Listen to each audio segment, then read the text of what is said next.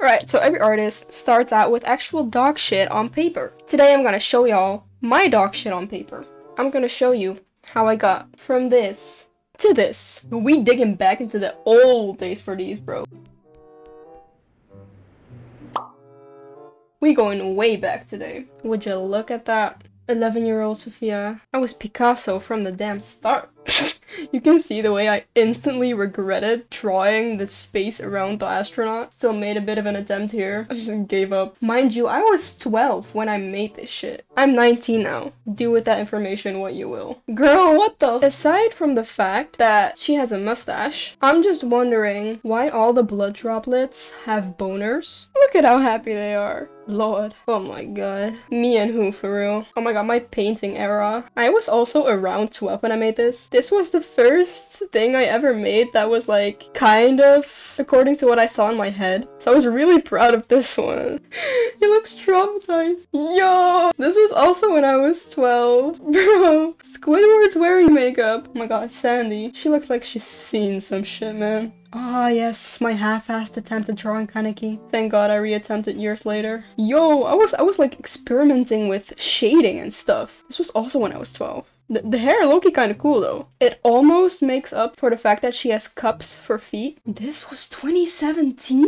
This was the same year I started drawing digitally! Oh my god, I sucked so bad. I had like this obsession with drawing eyes. I don't know why. See here, it was kind of getting better. Then I tried painting an eye. These were when I was 13. Oh my god, you know what this reminds me of?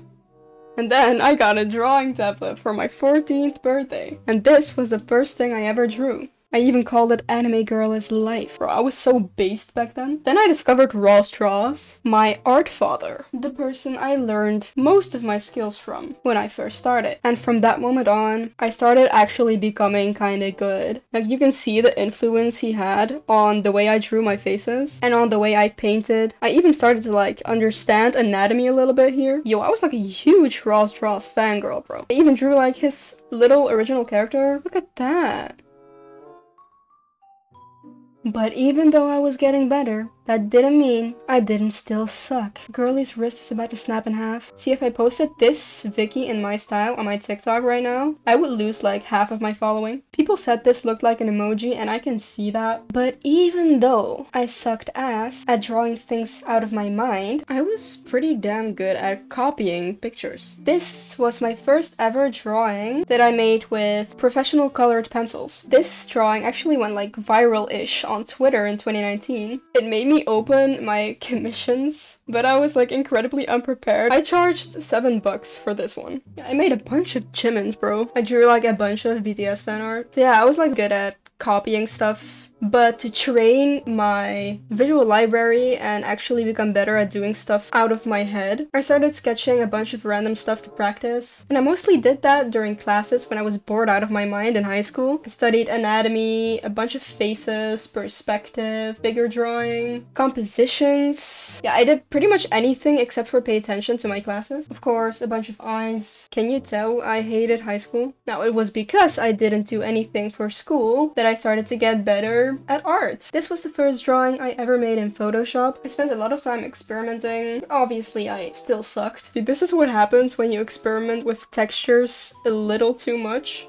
Jesus, oh my god, this is so embarrassing. So after that, I kind of stopped overusing my textures, which instantly made my paintings a lot better. This was the first ever painting I was like genuinely proud of because it was the first painting that ever came out looking exactly the way it did in my head. Like, I remember thinking, oh, this idea is so challenging, but I really want to try it, and for the first time it actually worked. So yeah, that made me really happy. Some fan art, let's go. This one was actually pretty cool. Then I started using textures again because I discovered Craig Mullins. Like, I was really inspired by him, as you can see. I kept drawing stuff like that. Like, I had a whole series of paintings that kind of had the same vibe, some a little spicier than others. Yo, this one was like a draw this in your style for an original character by Sam Does Art. This one I really loved just because of the lighting and the composition and stuff. Then I really got into anime, but a few years later I hated this piece so much that I improved it as best I could. Yo! This dude, his name was Alexander Newman. It was like an original character in a random universe I came up with. And the iconic profile picture I use for almost everything, she was from the same universe. I later improved this art though. This was the first time I realized that starting your pieces in grayscale was like 5 million times better than starting with color in my case. Like I tried doing this with color at first and I had like a massive mental breakdown, and then I did it in grayscale and my entire life was fixed. See, here I was slowly becoming less dog shit. Even back then, I had S-tier taste. Attack on Titan was, and still is, my favorite and simultaneously the best anime to ever exist. I also improved this one a little bit and even made like a little poster version. Yo, this was the first version of the Dobby painting that I later obviously made a little less suckish. Oh, poor Gojo. I'm gonna do you justice one day, boy. I'm gonna do you justice. My first Marshall Lee fan art. Thank God I reattempted you as well. This was a random original character I randomly felt like drawing one day. I was pretty proud of this one. Oh, Deku baby, I'm gonna do you justice too one day, I promise. Then I started posting on TikTok. This was my first ever piece. It got like 8,000 views or something. I was so incredibly happy, bro. And that was only last year. Like I was 18 back then. It was August of 2022. Little did I know my entire future would change because of this. This was the first art that got over 1 million views. And that was like my third video, which was just insane. I was also still in school for 3D animation. This is one of the pieces I had to make for a final assignment. This one too. I got a 14 out of 20 for this. But while I was in school making that, I was also making pieces like this in my free time.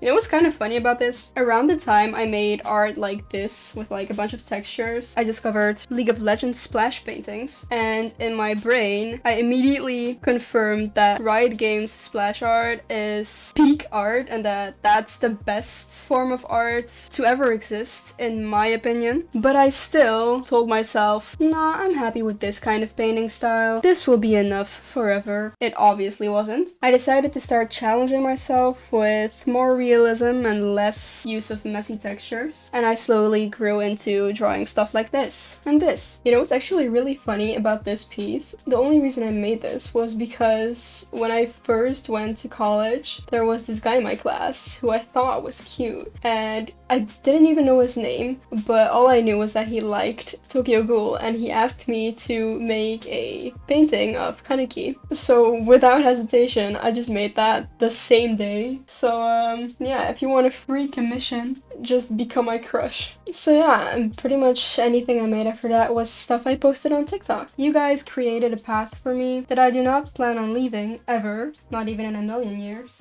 I never thought that I would be able to create content doing something I have a burning passion for. So I just want to say thank you from the bottom of my heart for supporting me the way you have, and I hope that I can continue to share my passion with you. I have a lot of big things on the way, and I am eternally grateful to know that you guys will have my back. Once again, thank you so much. I love you so much, and I hope to see you in the next video. Bye.